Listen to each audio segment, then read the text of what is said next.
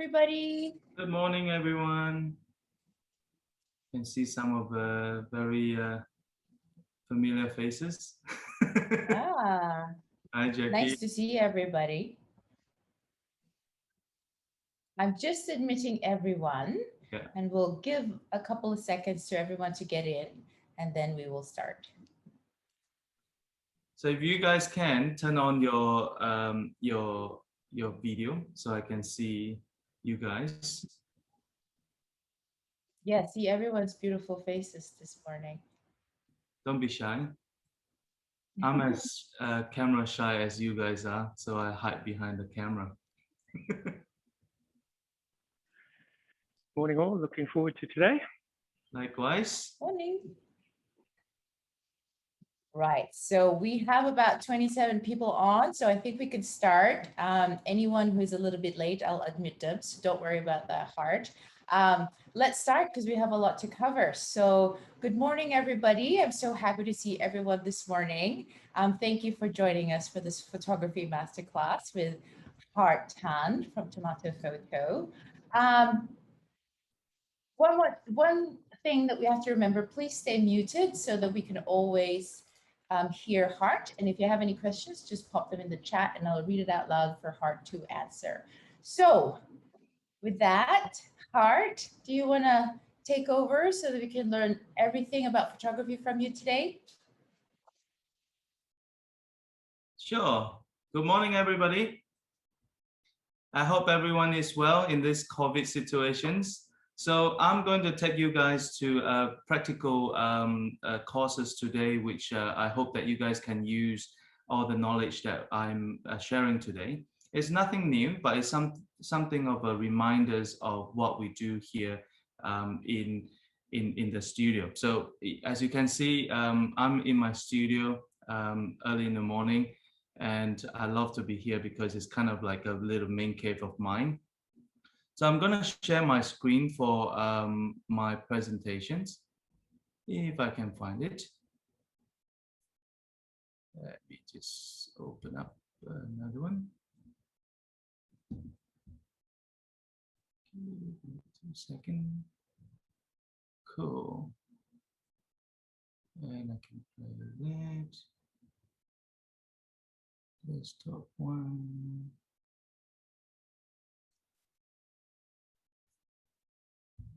Take this off.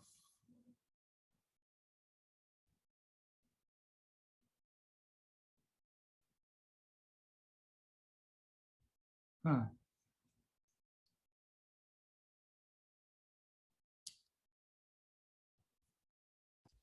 Sorry guys, just having an issue of sharing my screen. Sorry, multiple. There you go. All right, guys, I'm just going to start the presentation today. So thank you for coming, and thanks for having me in the masterclass. A little about me, if you don't know, I'm a father of 3 boys, and I just started this business because I have to support my kids, right? So I love children, I love photography, I love making children laugh, and also a master photographer based. My certification is with the Master Photographers Associations with you in the UK. So this is my 3 boys. I just took these shots of behind my house during raining season. Kids don't like to stay still at home, so I have to bring them out, get them wet, play some water, and then take some shots. And that's what I do most of the time.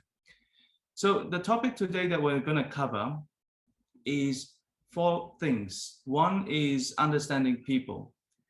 2 is understanding what previsualization is. And 3, understand your tool. Your tool is going to be your camera, your phone, or whichever phone that you use. I just changed it to iPhone 12 Pro, which I really love because it has a wide angle, it has the normal, and then it has the portrait lens that I can use for taking more portrait work.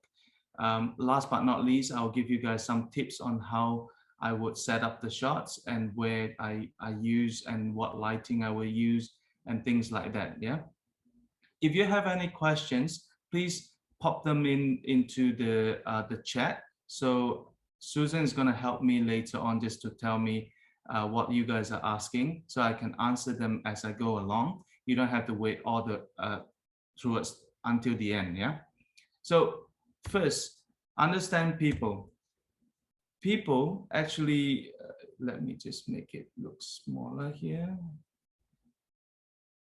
People is the most important things inside your pictures. Without them, if you're taking pictures of your family, you're taking pictures of your kids, you're taking pictures of anyone in front of the pictures.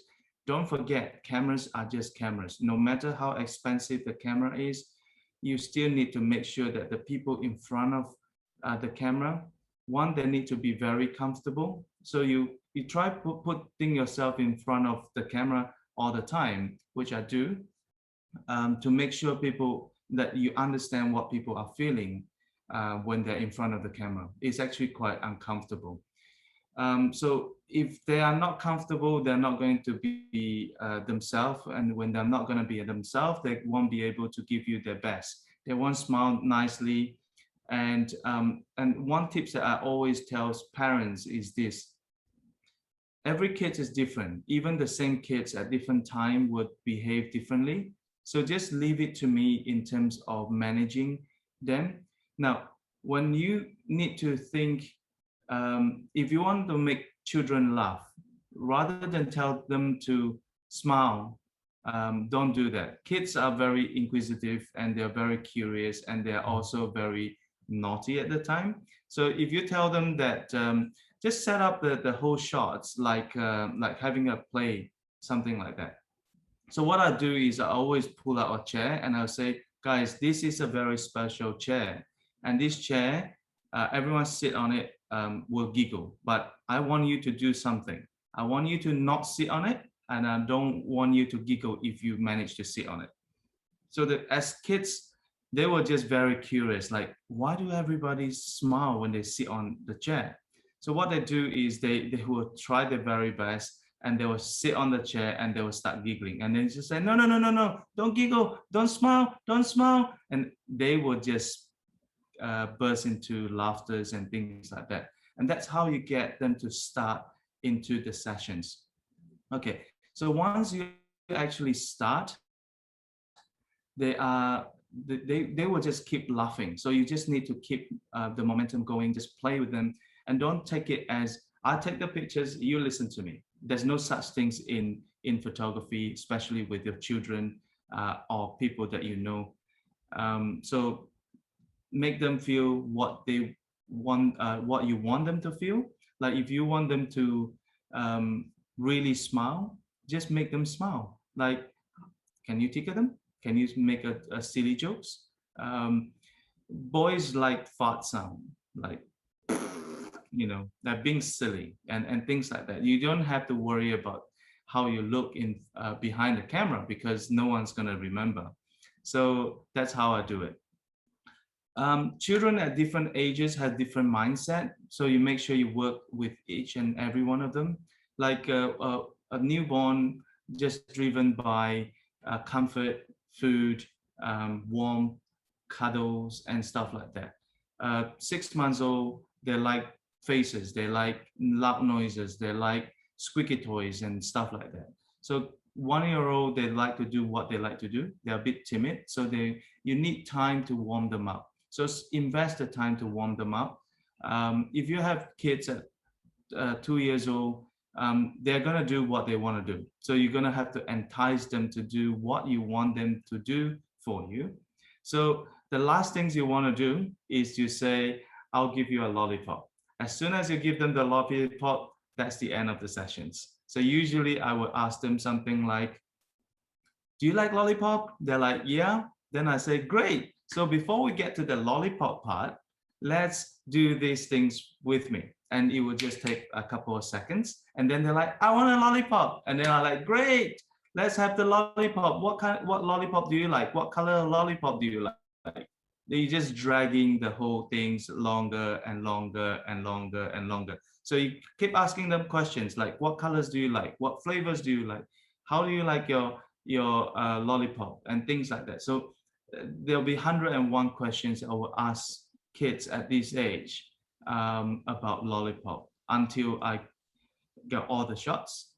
Then I will give them the lollipop at the end. Then I say, well, make sure you have it after you doing the have lunch and stuff like that, or you please ask mommy that when you can have the lollipop. So I put the things back to the parents. Art, what do you do when you have teenagers? Okay, maybe they still like lollipops, but what do you do with them that are like no smiling, or like teenagers like me who have like braces? Not that I'm a teenager, but I still have braces. Who do not like smiling. What do you do with them? What's your trick? Yeah, my kids are. I have three boys. My youngest is being 10 now, and my eldest is 14. So I'm into these whole sorts of teenagers kind of things. And usually with teenagers, what I find it works is that they need to understand why they are in the shots. So a lot of time people will bring their teenagers to come and because they want to give their other half a present, a birthday present and stuff like that. They usually will work with you, but you got to work fast. These teenagers will generally will give you 5 to 10 minutes each person, and that's it. You know, so you got to work really fast in 5 10 minutes. Now, if you know what you want to capture, this is something that we're going to talk about in pre-visualizations. Um, Maybe I'll go to that now. The pre-visualizations is basically create the image in your head. Now, if you know what you want to create with the teenager, promise them that it's going to be very short sessions. We're going to do some pictures of you, some pictures of you as a siblings, and three of you guys together. Now, usually I find a stranger works a lot better than mommy and daddy. Like my kids don't listen to me that well if I want to do something with them in terms of photography. Now I'll bring them and I get my photographers to do it. They will listen to my photographer because they're strangers, right? So funny enough is that teenagers tend to respond well to um, not parents. So my kids love their friends more than they love us nowadays. They think that parents are not very cool at the moment. So hey, this is just a stage. I go through it. I'm sure every one of us go through it. We just happen to forgot we were a bit of a teenager at that time. So first, you really want to know what you want to create. Now, teenagers, they're very worried about how they look. They worry about their pimples, they worry about their braces, they worry about their hair, they worry about their weight, they worry about all this kind of stuff. Then usually I would just say, hey guys, don't worry about that. We have something called Photoshop. Now, your acne is going to be all gone. So don't worry about your acne. Don't worry about your braces. If you don't like to show your braces, just don't smile with your teeth. That's pretty simple. You work with them on the capacity of what they want to give it to you first. Then when they trust you, then you can ask them to do more for you. So photographing a teenager is no different than photographing a 2-year-old because at the end of the day, you just have to create a trust between you and the person that you shoot. So without that, they won't give you what you want, right? So shoot what you see in your head and help people to get to the point that you want, right? So for example, like I have already given the example earlier just now. I mentioned about photographing a 2-year-old kids who doesn't want to come near the camera. So I would say if like yesterday I was shooting an 18 months baby. This baby love little cars. So if I want them to come to a chair, I will set up the lights, I will set up the chair, I will put the cars in the on the chair, and I put my hands around the chair, and I say, now I want you to get the car because they can't get to the front of the chair. They will have to go behind it. So once they go very close to it, I move back and I was ready to take a shot. So that's how you actually have to entice the 2-year-old to get to where you want it. So have a think about what the child want to, um, in order to for you to get what you want. So there's a lot of thinking in terms of what kind of shots that you want, how you get entice people to get to that space that you want with the lighting that you have set up. So these are the things that we do every single day in the studio, and a lot of things actually happens in split seconds. So we create like a little curtain in the studio, we split it in between, and we just like playing peekaboo and things like that. Teenagers don't like anything silly, so they like to be posed. They like to see very nice pictures of themselves. So reward them. If you take one or two good shots, show that to them, and just say, "Hey, let's do more of this. Maybe we can do a bit of smile. Maybe we don't do the smile." I like to create a little bit of sibling tension sometimes. I would just sit the two siblings together and I say, "Hey, come on, guys, just pretend you guys love each other." And they were just like, all right. They'll do just like that. And then 2 or 3 shots, you're like, "Okay, let's do one person, and then another person. And then let's come back together." And then you do 2 of them together again. So it's about a small amount of time, but many, many times. Like if you do 2 siblings, you do sibling 1, sibling 2, yeah, and then you do 2 of them together, and then you split them up, you do sibling 2, sibling 1 again, and then you do 2 of them together. So the time that they actually sit there for you to photograph is only like maybe 30 seconds each time. So they don't feel that they have been sitting there forever for you to take the pictures. So you got to be ready with your camera, your lighting, your setup, and before you get them together. So that's my trick in getting pictures of teenagers and people who are not generally comfortable in the shots. Okay, so pre-visualizations, everyone okay with that? It's basically just come up with the ideas in your head, get everything ready, and put people there and shoot. And you have 30 seconds before you give people a little bit of break and then move on. 30 seconds, 30 seconds, 30 seconds. So count the shoot in about 30 seconds to a minute kind of interval. So how many 30 seconds to 1 minute can you get within the shoot is the crucial part about how many shots you can get in the sessions. Usually, majority of families that I photograph, once you pass that 40 minutes, an hour, the smiles getting frozen. People don't want to be in the shot. So even in the professional studio, that people are already feeling that, hey, I want to be in the studio and I want to be photographed. They only give you a good 1 hour. So if you're thinking of taking pictures of your loved one, your children's and things like that, keep it short. Don't have to shoot very, very long. Get 1 or 2 shots that you like, move on, and let them understand that taking pictures it's fun, not a chore. Yeah, so it's something that you teach your children as well. Okay, understand your tool. So how many of you guys use iPhone? Good. Majority of people. Good. Okay, the general setting that I use, if you go to everyone's have their iPhone with them. Now, if you go to the setting, general setting, and then go to the camera, you will see that if you're on the latest iOS, you will see that they give you a lot of automatic functions. Now, I turn off a lot of them. I turn off the HDR. HDR means high dynamic range.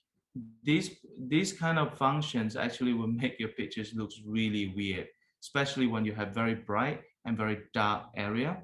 So they're going to make the white looks really gray, and then the black looks really gray too. So overall, you're going to get the very gray picture. So I would turn HDR off.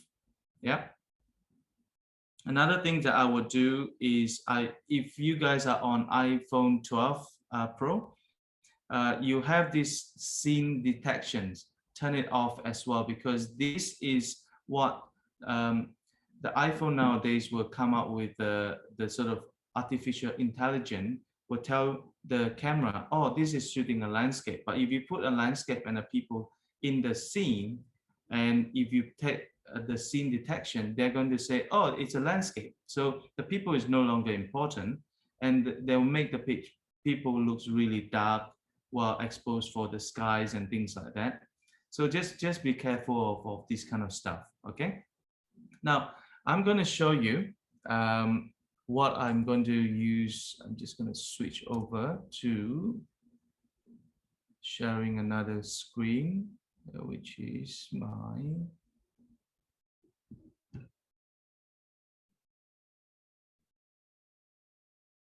I recorded this morning, so let me see. Go back to new share. I'm just gonna play this video for you guys, and this video is gonna go for roughly about 2 minutes, and you can see what I do in terms of what I use. I don't use a lot of Photoshop, so I use camera, and I use another apps called Foodie. Foodie is actually good for taking pictures of food, but it's also good to take pictures of people as well. But since then, iPhone Pro 12, they actually give you the filter function, which is similar to Foodie. So I don't use that app very much anymore. So I'll show you how I would set up my camera as technical as it can be, and then you can learn from there. Okay. All right, I'm just gonna show you guys how I do pictures in native iPhone program called camera. So what you do, I usually will use the top center button here to access a lot more options. So usually I prefer to use 16:9 so that it's like a wide angle shot. Secondly, I like to use these exposure compensations setting, which I can make the scene permanently brighter or darker. iPhone have tendency to underexpose the pictures a little bit, so I usually just leave it at maybe about 0.5, 0.7. So my pictures is automatically brighter than the camera would specify. It works for most situations, so use that if you like. Another thing that I like to use is on the filter. And my favorite mode is the vivid warmth. So I give that a little bit warmth to the pictures so it doesn't look very, very dull and blue. So I like pictures a bit warmer, especially for portrait. So this is the two functions that I use a lot. I also automatically turn off the flash because the flash, because where it's situated, it actually makes the pictures look bad. And I also turn off the HDR functions because the HDR function usually makes the pictures look a bit weird anyway. So these are the three things that I usually do for the pictures in terms of setting. So now what you can do as well as if you want to take multiple shots of the kids, what you need to do is you tap and then pull down on the button. So this is how you do it for burst shots. You go like this. So yeah, I use a lot of burst shots if I take pictures of my kids because my kids keep making funny faces, and sometimes I just don't like it. So so that's life as a parent as well. Hang on, I'm just gonna go back to my presentations and then share my presentations again.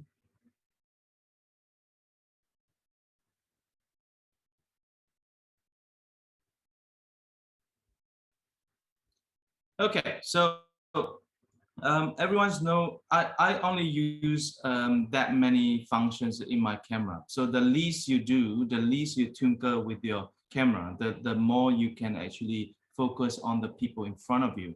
So there are three things that you really need to remember is that the camera is really just a tool for you to capture something.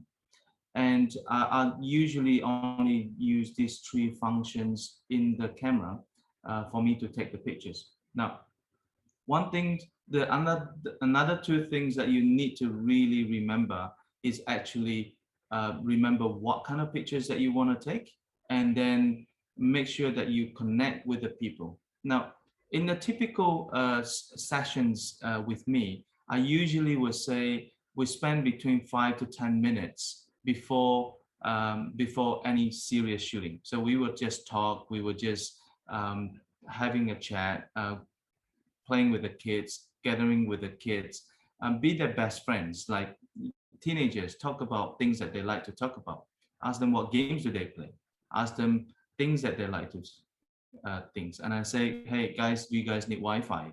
You know, that's usually the biggest things that they will ask. Uncle Hart, do you have Wi-Fi? They're like, yeah, I have Wi-Fi.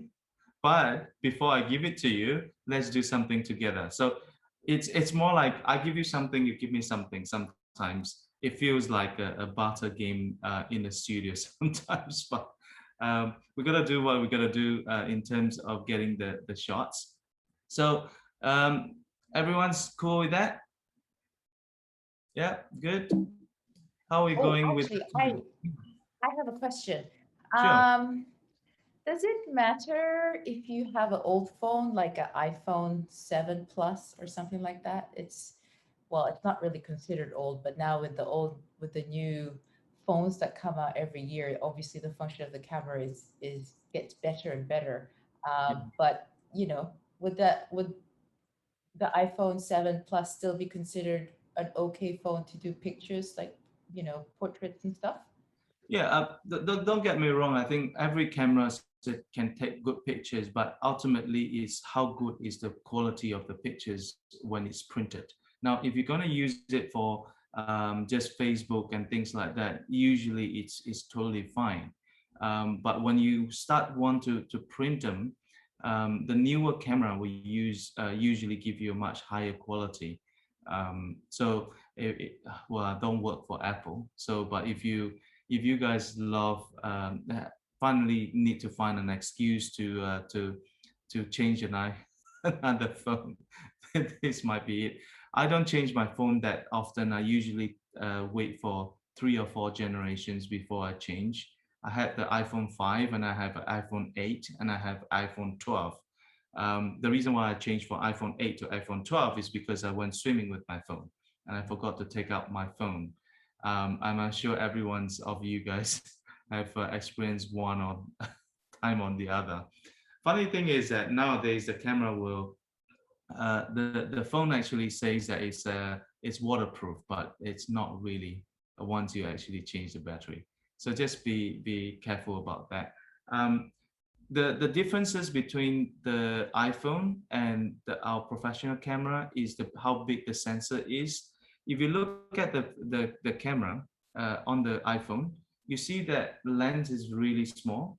Behind that lens, there's tiny little sensors in your uh, in your iPhone, and that's how big the sensor is. So the iPhone sensor is probably about the small tip of your hand, and a lot of the quality has come from the actual algorithm of the camera itself rather than the sensor itself. So they're actually building a lot of software to make the pictures looks better. That's why you also don't get the depth. Um, I mean, the depth, I mean by, if you go back to a shot like this, you can see that the bigger sensor camera, you can get the natural depth of field. Like you can see the person very sharp and then the background progressively become blur. Now, iPhone 12 has built in a portrait mode that gives you this kind of predictive um, blur background kind of stuff, but they're still in the quite a primitive form yet. There have been better and better and better, but they're still at the point that it's still not as good as I would say it's not as natural as what you would expect from a bigger sensor camera. So that's the difference between the two. Um, iPhone tend to also gives you a little bit more of a weird color sometimes, where the professional cameras that we use, we actually adjust everything so that the colors that you see in your screen and what you printed is also something a bit different. Well, the screen and the printed should be the same. So that's what I'm trying to say. Okay. So now, if everyone's okay, I'm going to go back to the tips and trick because it's about half an hour mark now. So let me just share this. Tips number one, iPhone being small sensors that need a lot of light to work. So look for the brightest spot at home, usually by the window. Or, when it's by the window, please use the day curtain. If you use the day curtain, the shadow is going to look better. You're going to look prettier, and everything looks better. Yeah. So Okay. usually, So sorry, so no straight onto the sun by the window. yeah. So away from the sun. I mean, if you can, uh, the pictures on the right hand side, you can see that they are actually sitting on the window. The sun is coming out from the back. What you can do with the iPhone and the functions that I show you just now is by having the exposure compensation dialed into maybe +1 or +1.5. Then you get you that bright kind of shots, and then the face is going to be brighter. Yeah, same as the one on the left, bottom left. The one on the top, that they have window all around, so you can actually take pictures quite easily in this kind of function. You gotta help the camera to do the job. So by giving them a lot of light, it will give you a better quality of pictures as well. Okay, so that's tips number one.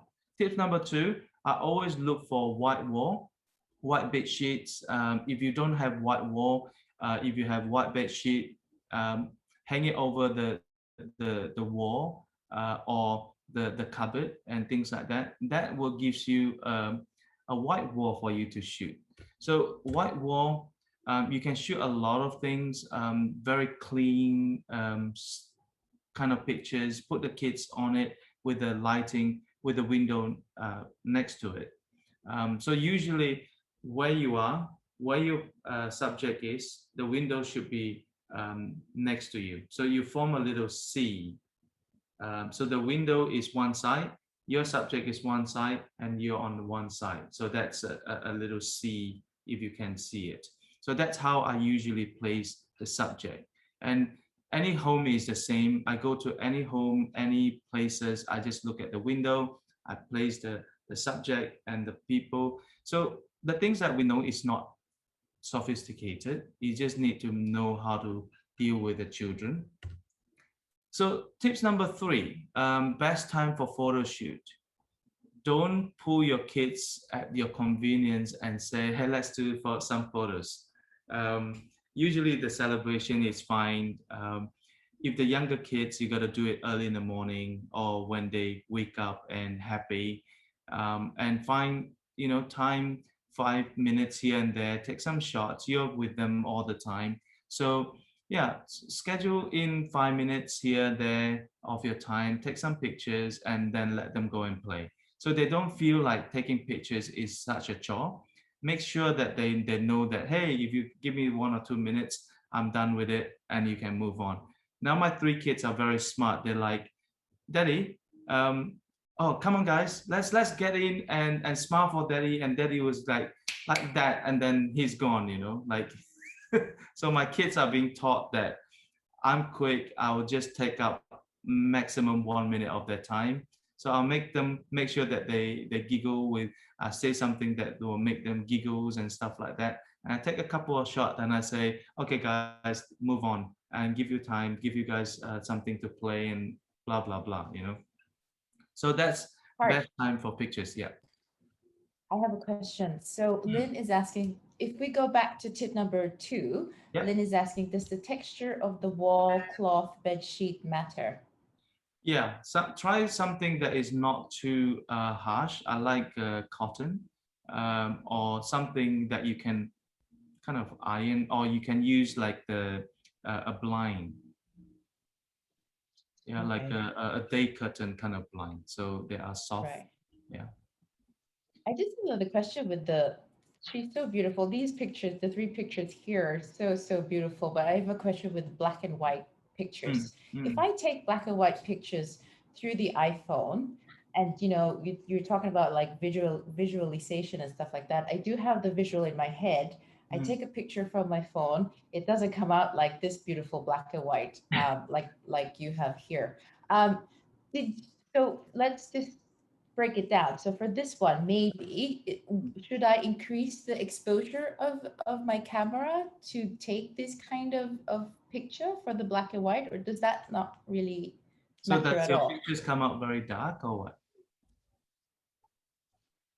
Yeah, so this photo of hers is very lively. You can see her personality. My photo is just super dull and just Yeah, black and white and flat, yeah. really. Remember just now when I talked about the exposure compensations?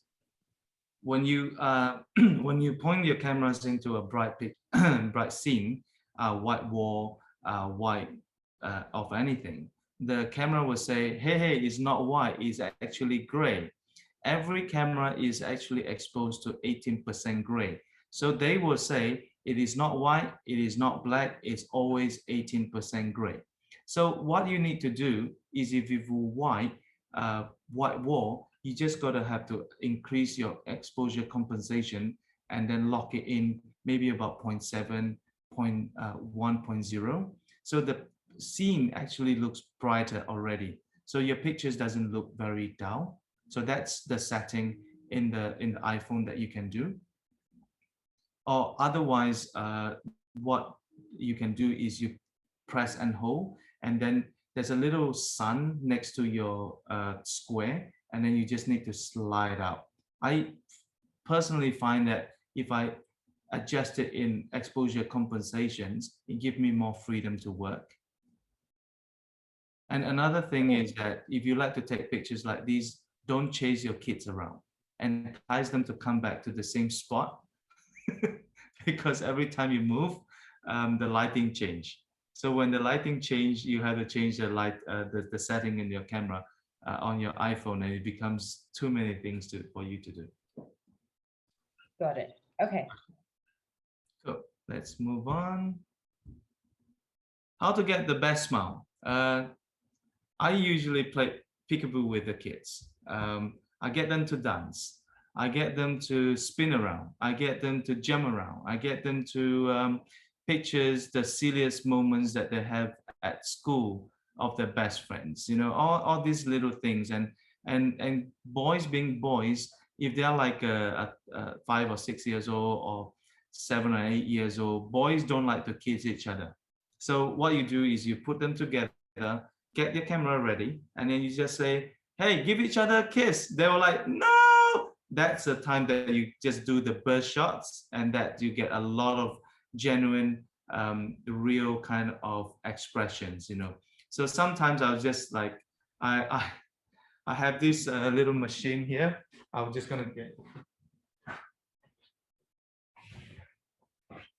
this little fart machine. When you turn it on and you put it underneath the sofa and the kids sit on it, it just basically do a funny fart sound. Boys love them, girls love them too. So I usually use this quite a lot. Sometimes I just put it at unexpected places, like underneath a sofa, underneath a bed, and then when they sit on it, they just burst into tears. So these are the things to soften people down and play with them. Be the person that they love to smile with. So that's the trick. Hart, I have a question about this photo. Hmm. So if I take this photo on my iPhone, do I need to have a tripod to take it? No, because they're spinning at a space very, very quickly. You just need to do burst shot. So you tap and pull, tap and pull, and then they'll Right. just do a couple of shots. And also, if I want to make it black and white, I'll obviously have to take it and then put it on a black and white filter later, right? Or Correct. what do you? Okay. Yeah. So this kind of shots, how I would do it is step number one, I look at the scene and say, oh, that looks beautiful. Okay. So the second things that I'm gonna do, remember pre-visualizations? Yeah, the second things I'm gonna do is I'm going to take my camera and look at the scene and make sure that I adjust the exposure compensations. Once it's done, I say, okay, let's get a child in it. So I don't put the child in there and try to do something because they just not gonna wait for you. Yeah. So you gotta get everything ready and just say, hey, come here and let's get you guys to spin around and just take pictures. Yeah. So that's how the sequence is going to be. That's okay. Oh, I have another question about this Yeah. photo. Uh, what time of the day is it best to take a photos like this? Morning, afternoon, kind of 4 or Early 5 o'clock? morning, early morning or late afternoon.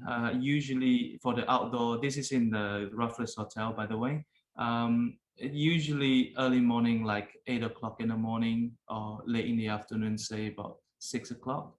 5:30, 6 o'clock. You get a very beautiful soft lighting here in Singapore, so you can actually try that time. Yeah. Okay. Lovely shots as well. This is just by the window.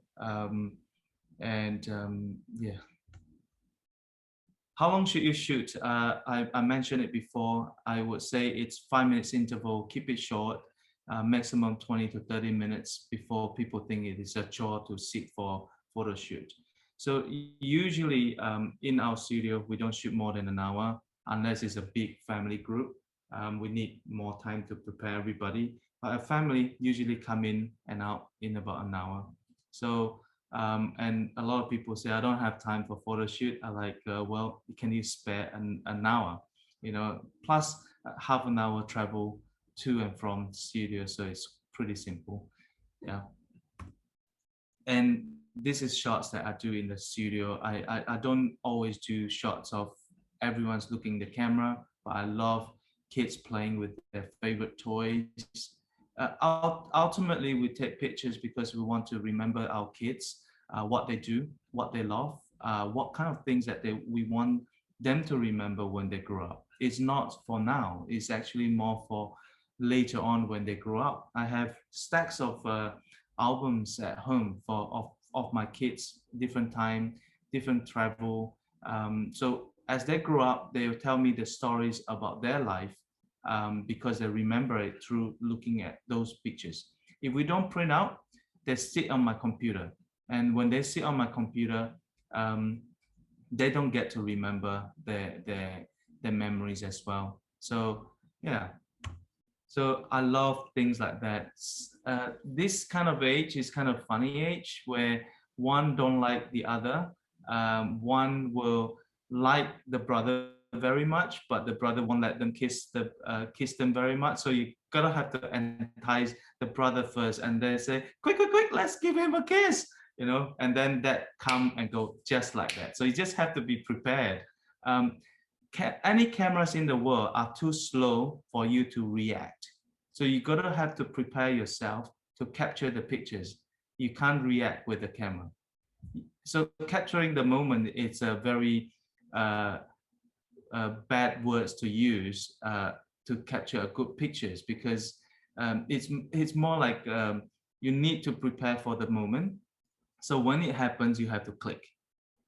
Yeah, so the best is that you can predict the moment and then you click. Yeah, the more you do and the more you practice, the better you get. So that's the essence of it. Hart, would you give us some tips for any photography apps that you use for filters and things like that? Do you use any of those? Like you said Foodie, I but just do you use have any Foodie. other?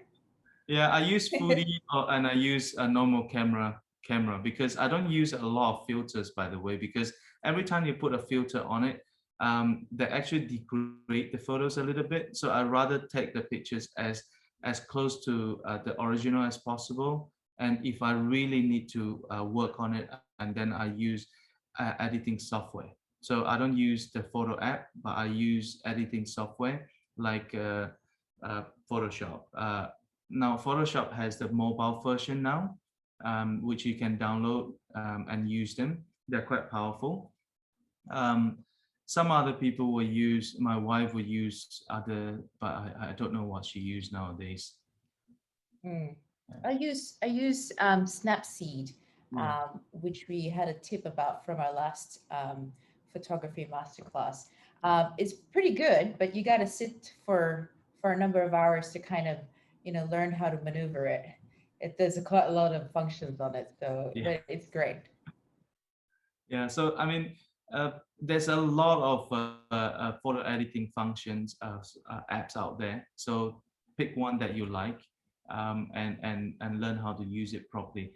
A lot of times it's about learning the software that you have and really do it properly. I don't use a lot of apps. I don't do a lot of editing to my pictures either, because every time you edit, it degrades in picture the quality.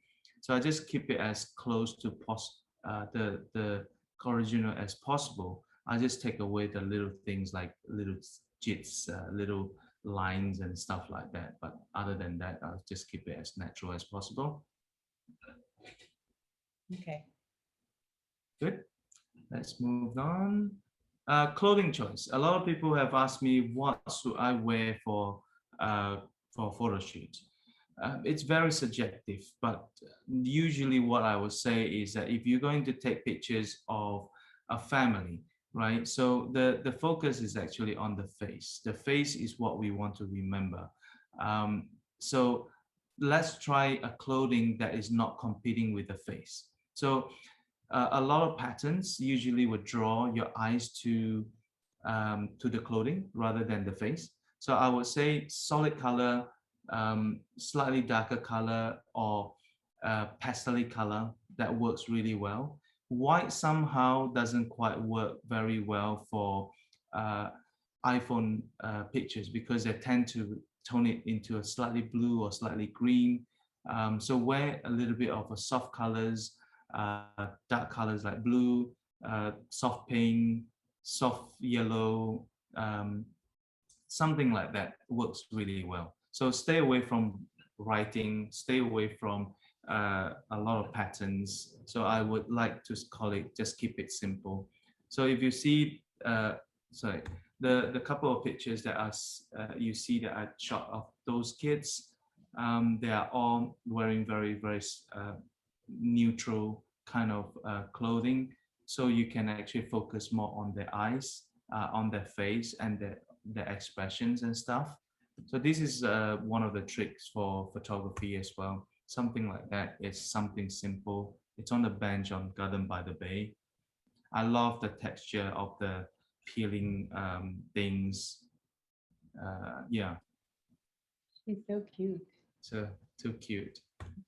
Hart, Amanda has a question. So her question is, when taking photos of friends with different skin tones, Yeah. how best do you handle filter to allow for this? Is there like I don't know how you do that though, how to filter each and every skin tone. Does that,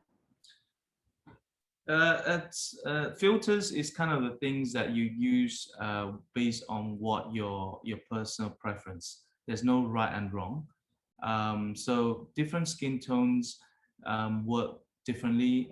Different lighting conditions work differently for different filters. Filters is kind of things that you will just try it out and say, hey, I like this, and just take a shot. And if you're not sure, take a couple, and then change the different filters and stuff like that. So there's no right and wrong. It's a personal preference.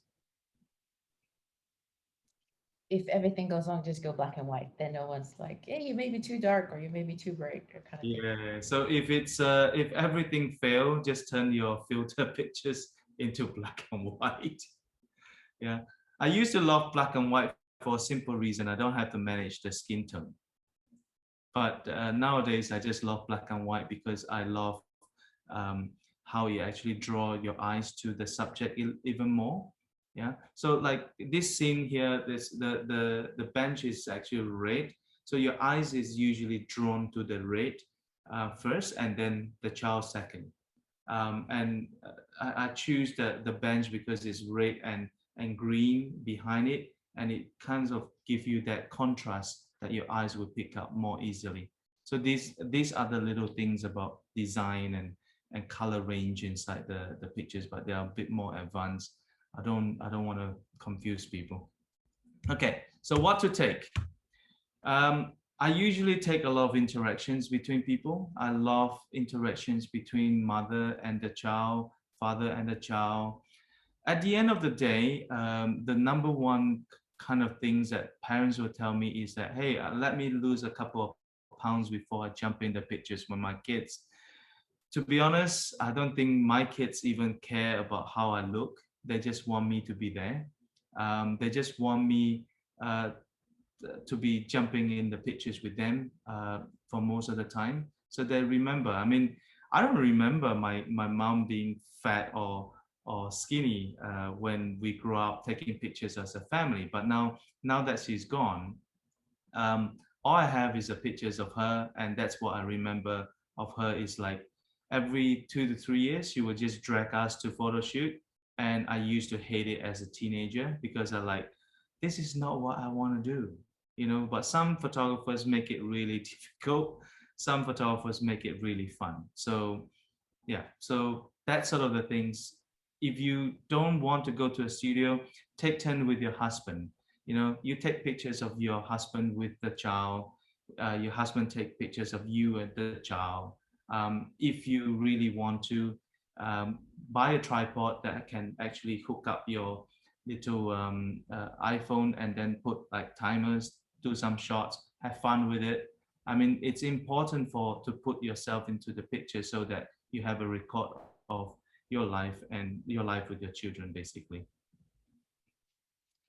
Hard question about this photo. Mm, So on the bottom left one, the daddy and his little girl, so cute. yeah. How, when taking it from an iPhone, obviously you have to decide how much of the background you want to take, right? So then you got the wheel, the Singapore eye, and then the MBS, and Yeah. then you have the subjects in Yeah. the middle. Yeah. Where is this taken, by the way? Marina Barrage. Oh no, it's the Garden by the Bay East, so it's in Tanjung Ru side. Oh, right. Yeah. So how do you kind of decide, you got, because the landscape is kind of like your second model, right? And then obviously your model's in the middle. So How it do you do depends on that in a, what the people want. I mean, at the end of the day, people will always tell me that this is an expats in Singapore that they come here and then before they left and they say, hey, I want a piece of Singapore, but I don't want, I want us in the pictures, but I don't want just to show the landscape, you know.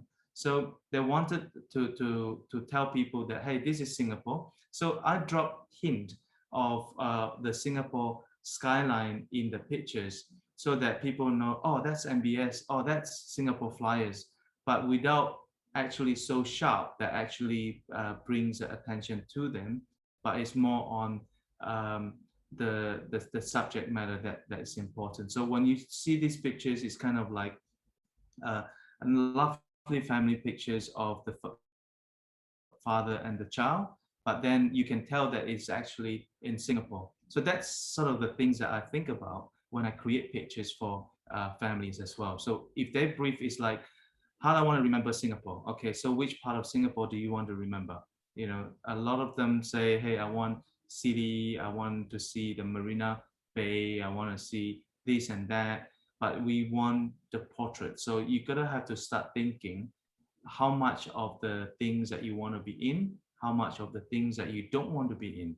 So this is a lot of judgment from the photographer's side. So when you shoot, start thinking, when you actually hold the camera, this is another tips that you guys need to see. Whatever in the camera, it will be captured. Yeah, so look around. The subject is going to be always be there. So just look around the subject first, and the background, the side, the front, and everything. make sure there's no rubbish, nice background, and things like that before you put the person there. So the person is always last. And then when you're ready, take the shots, everything being put up together nicely. And this type of effect on an iPhone can be done on the portrait mode, right? Where the Correct. background gets a little bit, Yes. shadowed, and then you have your models as your, where you shoot them in pure profile. In the iPhone 12 Pro, they have this portrait mode. I think it's since iPhone X, they have this portrait mode that actually simulate things like that. But they're getting better and better and better at each day. But they still have a bit of artifact, but it's not bad. I mean, rather than not to have any pictures, it's good to have it now, and then and just use portrait functions on the phone. Okay, one more question for you. Any tips to take pictures in the dark, evening dinners, like at dinner parties and so on? Everyone always kind of look like, vampires with the red eye in dinner party pictures. Any tips on those? If you guys are not worried about being a chore, bringing something out, buy a iPhone size. There's a light that's about this size that you can bring out. It's battery charge.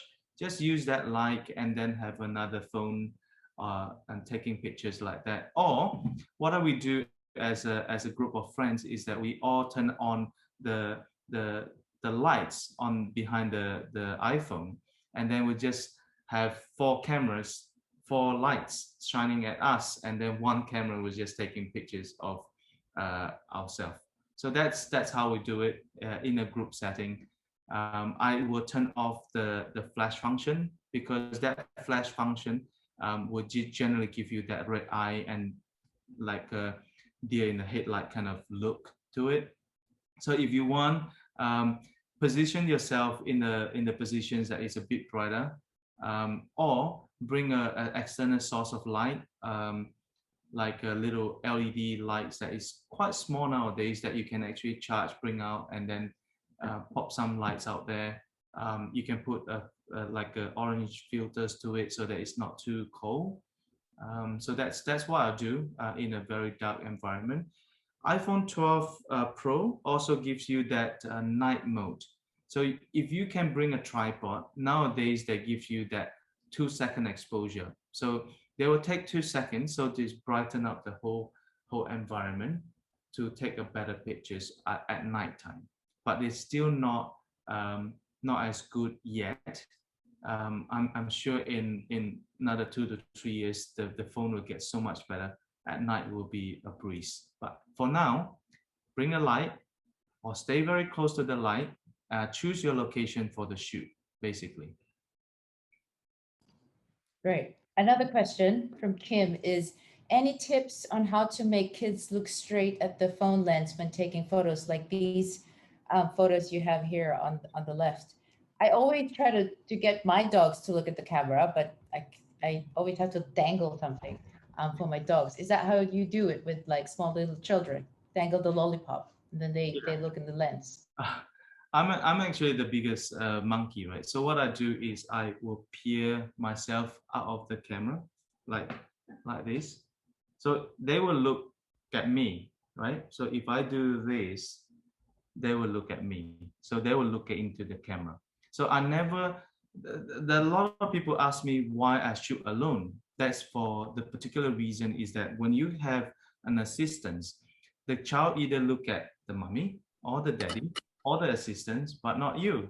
So I shoot alone so that I can actually play with them, like peekaboo, and then shoot. Yeah, so that's how I get the attention and I get them look straight into the camera. Now for dogs, I make funny sounds, right? So I was like, ooh, then they were like, then you quickly take the shots. So you got to prepare for it, and they will look at the camera split second, and you just have to click and try as many times as you can. Cool, I'll remember that. I'm gonna send you some of my photos later of my dogs. And the funny thing is now with the Sony camera, the development is that they have animal eye focus, meaning if you turn on the animal eye focus, they will focus on the eyes of the dog, the cat. Now even they have the bird eye focus. So cameras are Wow. become more and more sophisticated. Now I'm turning 43. It's getting harder and harder to focus with my eyes. So I rely a lot on the technology like the eye focus to take the shots. For me, I like make sure that the eyes are sharply focused. So that's technology. So I use as much technology as I can. On iPhone, you can actually tap to focus. I use that as well, guys. Okay, great. Good. So you don't always have to take pictures of the kids smiling. Angry face, I love them, and hungry face. Usually, I get the kids like, guys, let's try this. Yeah, this is really fun. We're gonna show me your funny face and show me your hungry face. Show me your angry face. Then they will just do all sorts of kind of things in the next 10 seconds. You just keep taking pictures. And that's really fun actually. So I always love playing these games with the kids. And when they actually make like, but then they start smiling. They're like, angry face has smile on it. Then they start giggling and happy. And this are the time that you just take a lot of pictures of your kids like that. So yeah, I talk about Foodie app. These apps, I find it's very useful to take pictures of the food, of the kids, and different setting and different filters that you can use. They have a lot of filters. So choose one that you like. I always prefer something a little bit more warm than bluish because it makes the pictures looks warm. I just like warmer pictures than cold looking pictures. Okay. Tips number 9, need more inspirations, don't know what to shoot. Go to my website, tomato.sg or bambiniphoto.sg. Pinch some of the ideas. The ideas is free to pinch. Just don't pinch our pictures, guys. If you want to download it to use it as a reference, by all means, but just don't use it for any other purpose. Or go to our Instagram or our Facebook. Go to my personal Facebook if you like to follow me and have some inspirations of things that I wrote, I write, and pictures that I take, and things like that. Have fun with it. Photography is supposed to be fun, supposed to be something that we record our family with, and something that we remember our kids and family with. So take a lot of pictures. Nowadays, we're on digital, right? We are not on the film that we have 24, 36 exposure. We don't worry about the things like that. Take a lot of pictures, select one or two that is really good, print it out, stick it on the wall. I think that's the things that I use it a lot of the time. Like out of a holiday, Singapore or abroad, I would shoot thousands of photos, but it will end up to be 2 or 3 pictures end up to be on the wall. Maybe about 30, 40 pictures end up to be in the album. So, and that's how we do it. I can't do everything myself. So what I do is every holiday, I come back with 1,000 photos. I send it to my album designer. I say, here's my holiday pictures. Please come up with an album layout for me. So that's my way to guarantee that my kids have the album ready a month after my holiday, not 10 years after my holiday. Yeah, because I can't do it myself. I mean, if I have to split my time between house chore, cooking, business, taking pictures, taking care of my kids, I just don't have the time. I don't have the capacity. So I just get people to help me to do this stuff. So I always find that it's a lot more useful to get someone to do things for me because it gets done. So that's my Yeah, tip myself as well. yeah, talking about albums, that's really good idea. Maybe that's our next workshop. Thanks for that. I've been married like, I think I got married like 12, 13 years ago, and I still haven't put pictures of an album. Oh my God, how embarrassing is that? Yeah, Yeah, yeah. So crazy. something we can generally talk about, and yeah, we have clients who are like, hey, this is my wedding pictures. Can you do album for me? Since you're doing the family pictures for us and you do the family album, why don't you just do my wedding album? You know, so takes one thing out their mind, and we're generally happy to help. Yeah. Kasia is asking, what camera do you use? I wonder if she's talking about DSLR camera or the mobile camera. I do both. What camera do you use I for? Day to day, I use my Yeah. iPhone. If I'm shooting with Sony mirrorless because they're small. So that's the two things that I use. Nothing Okay. fancy. Another question from Lynn. What tips would you give when taking selfie or doing a selfie? What to look out for? Selfie, have fun with it. Buy something like a stick or something that you can put your camera, so you can extend a little bit further. Then you can actually adjust the position a little bit better. If you're going out and take pictures, I use this DJI Osmo 4. That helps me to balance my shots when I take pictures as well. So it's a little things that you bring out, which is kind of useful. Okay, cool. I just invested in one of those, I think. I got them for Gadget Mix for like $40. They're Yeah. really cool. Yeah. Okay, thank you so much. Are there any more questions for Hart, everybody? That was really enlightening with all the tips about photography. Thank you so much for doing that and joining us this morning and sharing your tips and tricks. Everyone's going to take pictures now and tag you on Instagram and see, use all the things that they've learned from you this morning. Thank you so much, Hart. Yeah, not too bad. We're not time too much. And for those who want to watch the recording again, I will send it to you a little bit later this afternoon when it has downloaded. So thank you so much. Thank you everyone for joining us this morning. I hope you've enjoyed it and learned a little bit. Please take some pictures and tag us on Instagram or on Facebook or whatever social media you use. Our Instagram address is expatliving.sg or expatliving.sg. And tag us, please. We would love to see your pictures. We will definitely also share them on social media. So thanks so much, Hart. Have a great rest of the afternoon. And please stay safe, everybody. Yeah. So if you guys want to ask me something, by all means, jump onto my Facebook, Hart Tan. We can connect personally and ask me questions if I can help. Happy to help.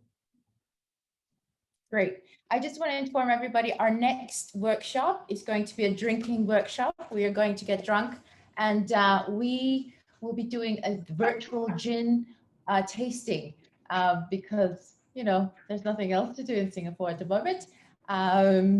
We are going to be at home, and we were going to be delivering the gin and everything that we need for the gin tasting. So that's happening on the 5th of August, just before National Day. So we'll start celebrating early for Singapore's birthday. So hope you can join us then. Thank you so much, everyone. Thank you, guys. Bye. Bye. Thanks.